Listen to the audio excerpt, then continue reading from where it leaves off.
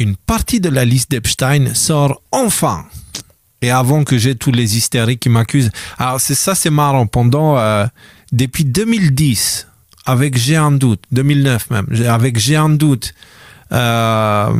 et tout ce que j'ai fait par la suite, et avec Thinkerview et tout ça, je me tape l'attaque de l'antisémite. Ah, t'es antisémite, parce que tu dis que il y a des crimes en Palestine, parce que tu dis que le Mossad est derrière telle ou telle chose. Ah, t'es antisémite parce que tu parles des Rothschild, des machins et trucs.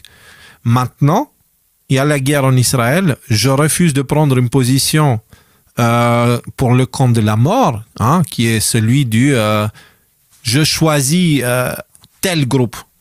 C'est-à-dire, à mes yeux, non, pardon, les Palestiniens, ils sont tout aussi importants que les Israélites.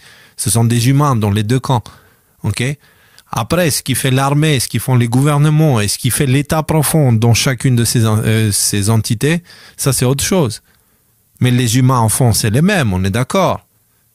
Les Israélites viennent au monde comme les autres et ils doivent un jour quitter le monde comme les autres. Pareil pour les Palestiniens, pareil pour moi, pareil pour toi, pareil pour tout le monde.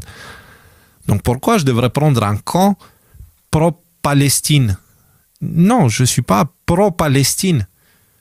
Je suis pour que les crimes s'arrêtent et pour que tout le monde vive en paix. Mais en étant pro-Palestine, dans le monde binaire où on vit aujourd'hui, je deviens automatiquement anti-Israël, parce que c'est comme ça que ça fonctionne aujourd'hui. Et je veux être anti-rien du tout. Je veux être pour la paix, point. Alors, pour les hystériques qui vont m'accuser pour la vignette, parce qu'ils ne comprennent même pas de quoi ils parlent, que je suis pro-Israël, machin, ce que vous voyez ici, c'est le logo du Mossad. Ce que vous voyez ici, c'est Epstein. Ce que vous voyez ici, c'est Maxwell. Et ce que vous voyez ici, c'est Bill Clinton, en prostitué, on va dire, d'une certaine façon.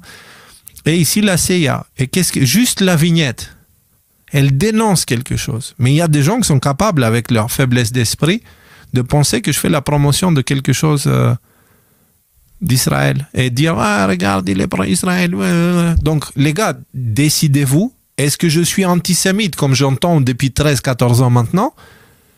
Ou est-ce que je suis pro-sioniste, je sais pas quoi, mon cul sur la commode? Je suis quoi? Puisque vous commencez sérieusement à me les casser avec votre faiblesse d'esprit et vos deux neurones incapables de voir la complexité du monde. Donc, allez, c'est l'heure de mettre les enfants à coucher, je pense que vous avez compris. Alors, en plus de la fraude électorale, de l'élection de 2020 aux USA, de l'exposition du réseau de trafic d'enfants grâce au film Sound of Freedom, et un tas d'autres nouvelles destructrices pour l'État profond globaliste que j'aurais pu faire ce soir, mais encore une fois, seul, je ne peux pas suivre toute l'actualité, je me concentre à l'essentiel. On a eu enfin la sortie d'une partie de la liste d'Epstein. Et donc vous avez ici Le Monde. Jeffrey Epstein, bon, je ne vais pas m'abonner, je t'emmerde, Le Monde. Ok, bon, vous avez compris l'idée, Le Monde qui dit « La justice américaine dévoile une liste de noms cités dans les documentaires. » Alors, les chiens de garde du pouvoir en place. Maintenant, on va aller dans la tête d'un apprenti chien de garde de la rhétorique. Il se dit « Cette info est compromettante. Que faire? On me demande de réagir. Je dois aller consulter le manuel. » Et qu'est-ce que ce manuel? C'est le cadre de CTIL, de Disarm. Et donc, si on clique dessus, hop, allez, voilà. On va donc réouvrir cet outil-là qui est le cadre de travail. Et j'avais noté exactement la partie, c'est dans Develop Content, Distort Fact. Develop Content, Distort Fact. Donc, ici, c'est la section développer du contenu. Donc, pour ceux qui ne comprennent pas, allez voir ce qu'on vient de dire sur le disarm et sur l'industrie, le complexe industriel de la censure. Et vous allez mieux comprendre. Mais en tout cas, ça, ce sont les outils qui sont utilisés par toutes les institutions qui permettent au narratif d'exister, qui le défendent corps, esprit et âme. Et voilà. Donc, ils disent qu'ils sont indépendants, mais ils sont aussi indépendants qu'un bébé qui boit le lait de sa mère encore. Donc, voilà. Alors, dans cette cadre de travail, il t'apporte des outils qui te disent dans telle situation, tu fais telle chose. Ok? Dans ce cas précis, il y a une information qui est sortie et ils vont chercher du coup à développer du contenu pour combattre ça. Et donc éventuellement diluer ou distordre. Donc là, vous avez la partie distordre les faits. Et vous faites clic droit dessus, voir la technique. Et vous voyez, hop, la technique, donc on va voir la traduction. Modifier, déformer ou exagérer des faits existants pour construire un récit qui diffère de la réalité. Exemple, les images et les idées peuvent être déformées si elles sont placées dans un contenu inapproprié. Ok? Ok, vous avez ici un petit peu plus de... Il te donne soi-disant des exemples comme quoi la Russie a fait ça, alors qu'en fait, non. Ils expliquent qu'est-ce qu'eux, ils font, parce que c'est eux les propagateurs de désinformation. Et donc, ils sont allés consulter...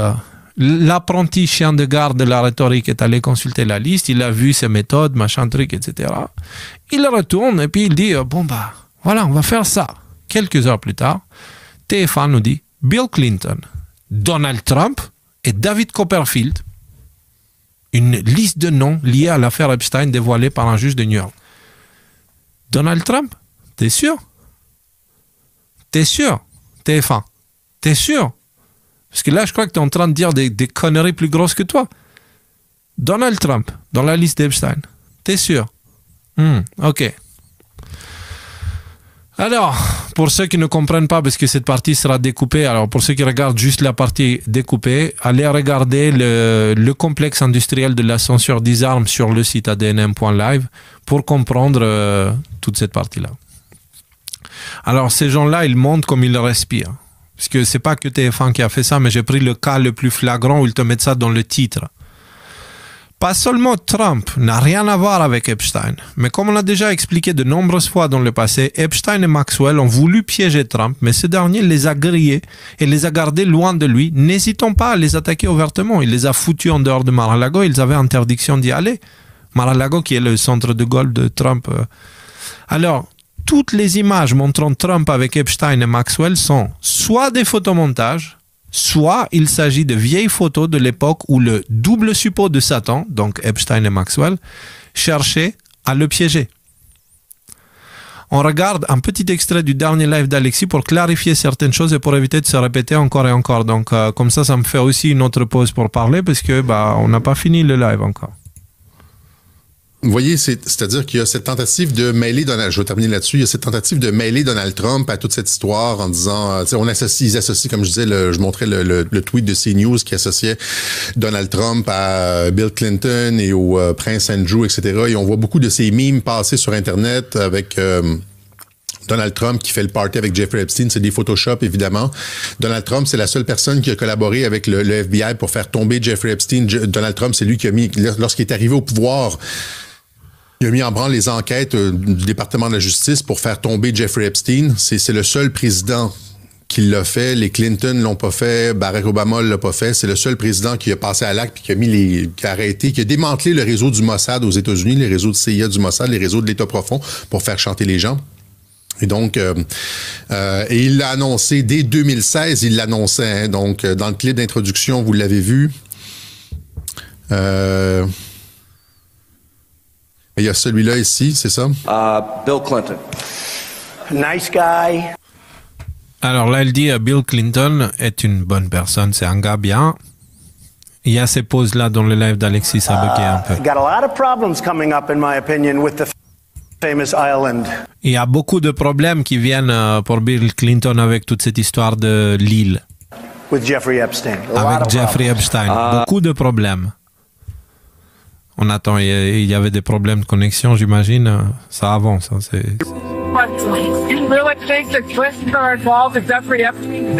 Est-ce que tu crois que les Clinton sont impliqués à la mort d'Epstein? Et il répond, je n'ai aucune idée. Je sais que Bill Clinton était sur son avion 27 fois, alors qu'il a dit qu'il était seulement 4 fois.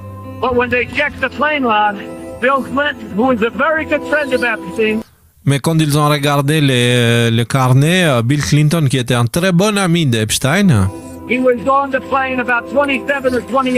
était sur l'avion 27 ou 28 fois. Alors pourquoi il a dit 4 fois? Et après, la question que tu dois te poser, c'est est-ce que Bill Clinton est allé sur l'île? Parce que Epstein avait une île qui était, on attend la suite, That was not a good place, as I understand it. qui n'était pas un bon endroit selon ma compréhension, et je n'ai jamais été là-bas. I was never there. So you have to ask, did Bill Alors- Clinton go to the Alors, demandez-vous, est-ce que Bill Clinton est allé sur l'île? Oui, c'est-à-dire, est-ce que Bill Clinton est allé sur l'île parce qu'il y avait des choses horribles qui se passaient sur l'île? Ce qui se passait sur l'île, c'est ça ici. Hein, c'est du pédosatanisme. Les médias en parlent pas, mais on va y arriver, on va avoir raison à long terme. Mais ça prend du temps pour rentrer ça dans la conscience populaire. Et Trump a toujours pointé du doigt Bill Clinton, Jeffrey Epstein et les réseaux pédocriminels aux États-Unis. Il a passé l'ordre exécutif 13-818 justement sur la saisie des biens impliqués dans les personnes, la saisie des biens des personnes impliquées dans des violations graves des droits humains. Il y a plein de PDG qui ont démissionné suite à ça. Et encore une fois, j'en ai parlé dans le dernier Web Journal, Joe Biden a re-signé cet ordre exécutif 13-818 récemment. Hein, c'est l'ordre exécutif de Trump sur justement on pourrait dire le pédosatanisme. Donc, mais on essaie, et je vais terminer là-dessus, on essaie d'associer Trump à Jeffrey Epstein, alors que Trump, c'est le seul qui a collaboré avec le FBI. C'est décousu mon propos aujourd'hui, mais en tout cas. Et donc, et ici, vous avez Bradley Edwards. Bradley Edwards, c'était le procureur qui était en charge, mais le procureur qui défendait les victimes de Jeffrey Epstein lorsque Jeffrey Epstein s'est fait arrêter en 2018 pour trafic de personnes et pédocriminalité. Hein? Donc, en 2008, en Floride, il s'est fait arrêter, il y a eu un procès, etc. Il s'est fait condamner. Et le procureur qui défendait les victimes à l'époque, c'était Bradley Edwards, c'est lui. Bradley Edwards. OK? Il a passé 10 ans sur le dossier Epstein avant les accusations. Et Bradley Edwards a dit des choses très, très, très bien sur Trump. C'est-à-dire, je vous montre en fait la vidéo, il dit que Trump est le seul, finalement, chez les riches, là, chez les millionnaires qui se promenaient autour de Jeffrey Epstein. C'est le seul qui a répondu au téléphone puis qui a dit « Viens, on va discuter et je vais te donner des informations sur Jeffrey Epstein. » Écoutez bien ça. Le seul. Alors, Alexis, ensuite, il a partagé la vidéo parce que là, elle n'est pas sous-titrée quand il a dans l'émission, mais plus tard, il l'a sous-titrée et il l'a partagé. Donc, je vous mets la vidéo qu'il allait mettre. Obviously, our current president has had relationships with Epstein in the past, and there are those Katie Johnson and maybe other victims who have accused Trump of being involved in things like this. In my experience, Trump supporters will not listen to anything along those lines. Obviously, we're not a court of law here right now, but are those claims of that case was dropped? It was dropped before it went to court. In your opinion, as a lawyer and your experience, is there anything you can say as to the validity of those claims, or whether or not there will be any more about that? Nothing at all. The only thing that I can say about President Trump is that he is the only person who, in 2009, when I served a lot of subpoenas on a lot of people, or at least gave notice to some pretty connected people that I wanted to talk to them, he is the only person who picked up the phone and said, let's just talk, I'll give you as much time as you want, I'll tell you what you need to know, and was very helpful in the information that he gave, and gave no indication whatsoever that he was involved in anything untoward whatsoever, but had good information that checked out and that helped us, and that we didn't have to take a deposition of him. And that was in 2009? That was in 2009. So, do you know if there's any truth to James Patterson's claims that Trump kicked Epstein out of Mar-a-Lago? I've definitely heard that. Donc, voilà. On va dire que Trump n'aimait pas trop Epstein et Maxwell. Et il y a même cette narrative qui est sortie dans la complosphère de neurones qui dit ah ouais, mais n'importe quoi, Trump, en fait, il a arrêté Epstein pour éviter qu'Epstein parle de Trump. Non, copain, c'est pas comme ça que ça marche. Si Epstein il avait quoi que ce soit de compromettant sur Trump, Trump n'aurait jamais pu l'arrêter. Aussi simple que ça. Dans ce milieu-là, ça fonctionne avec des dossiers assurance de vie. C'est-à-dire, s'il m'arrive quelque chose, ce que j'ai sur toi va devenir public et ça va te faire tomber. Donc, c'est comme ça que j'assure ma sécurité. Tu comprends? Donc si Jeffrey Epstein avait quoi que ce soit sur Trump, il aurait sorti pour l'empêcher de l'arrêter. Mais il n'avait rien. C'est pour ça que Trump est le seul qui a pu l'arrêter. Et pas les autres. Alors, loin de moi l'idée d'être un fanboy de Trump, etc. Et même, je considère que le pouvoir que Trump est en train de ramasser entre ses mains est dangereux à partir de maintenant. Mais par contre, il faut dire les choses comme elles sont. Et il faut juste... La vérité, il faut que ça reste la vérité, même quand elle ne va pas dans notre sens. Vous comprenez? Donc, tous ceux qui disent ce genre d'idées, je vous demande juste d'utiliser même les 2 neurones que vous avez dans la tête. Prenez, essayez de les forcer un petit peu, de les faire marcher. Et vous allez voir que ça ne tient pas debout 2 secondes, vos idées. Alors, bref, vous l'aurez compris, la liste d'Epstein est en train de provoquer une panique folle. Et elle est en train de faire tomber de plus en plus de masques. Pensez aux conséquences, juste 2 secondes. Pensez aux conséquences sur ceux qui se sont fait piéger par Epstein. Jusqu'à là, ils tenaient leur gueule fermée. Ils disaient rien. Parce que, ils savaient que s'ils disent quelque chose, les dossiers compromettants sur eux vont sortir. Ok? Mais maintenant qu'ils voient que leurs dossiers, les dossiers compromettants, ils sont en train de sortir, ils sont un peu forcés à parler. Vous comprenez? Donc même que ça soit les personnes qui allaient là-bas parce que ils aimaient bien ça, parce que c'est des tarés dans leur tête, des psychopathes, des pédophiles et tout ce que tu veux, que ça soit ceux-là ou que ça soit ceux qui ont été emmenés dans l'idée d'aller faire d'aller passer quelque temps sur l'île d'Epstein pour remplir leur carnet d'adresses de contact parce que ils sont affamés de pouvoir et d'argent. Ceux-là, ils se sont fait piéger. Du coup, ils se sont retrouvés à devoir vendre leurs fesses à Epstein. Que ce soit les uns ou les autres, ils sont obligés de parler maintenant. Ils sont juste obligés de parler parce qu'il n'y a plus rien qui retient les dossiers compromettants. Ils sont en train de sortir. Donc, mettez-vous à leur place 2 secondes et vous allez voir. Certains vont craquer car ils voient l'inévitable se produire devant leurs yeux. Ils vont se mettre à parler, à collaborer, etc. La pression sur l'État profond est au plus haut jusqu'à présent et c'est pas pour rien que Thierry Breton et l'Union européenne et tout ça, ils disent « Ouais, Twitter, machin. » Pourquoi? Parce qu'encore une fois, Twitter est sorti du cadre des opérations de disarmes et de CTIL, etc., et ne participe plus à ça, pas seulement ça, mais en plus, il bloque toute participation de tout le protocole de censure sur Twitter. Il n'y a pas ça, vraiment. Et le compte qui a fait tout le travail que je vous ai dit, Bad Kitty, qui a fait tout le travail d'investigation sur les dossiers CTIL et tout ça, ce compte-là, il était shadow banné. Ok, il a été shadow banné jusqu'à hier. Ça veut dire qu'il était mis indiscret. Même si j'étais abonné, je voyais pas son actualité apparaître sur mon fil d'actualité. Et hier, ça a changé. Ils ont retiré son shadow ban. Donc, ça continue.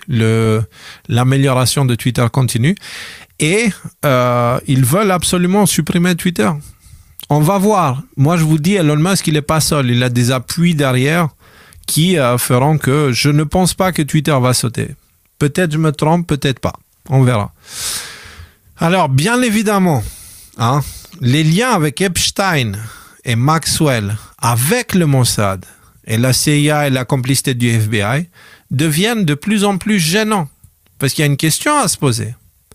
Si Epstein et Maxwell faisaient chanter tous ces gens influents, ils le faisaient au compte de qui? Parce que tu ne peux pas faire chanter des personnes si puissantes sans avoir les épaules solides et d'avoir une protection bien costaud.